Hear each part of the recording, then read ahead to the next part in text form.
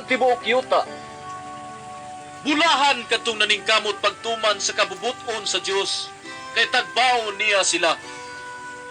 Bulahan ang maluluyon, kay kaluyan sila sa Dios. Bulahan ang putli o kasing-kasing, kay makakita sila sa Dios. Bulahan ang naningkamot, nga managdait ang katawhan, kay isipon sila sa Dios, nga iyang mga anak. Bulahan ang gilutos tungod sa ilang pagsunod sa kabubuton sa Dios, kay mahisakop sila sa paghari sa Dios. Bulahan kamo kung biyayon og daog-daogon sa mga tao, og butang-butangan sa tanang matang sa kadautan, tungod sa inyong pagsunod kanako.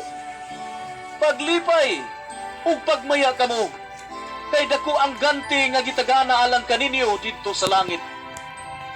Gingon usab nila niini pagpasipala ang mga propeta nga naiuna kaninyo. Kamo ang asin sa katawhan.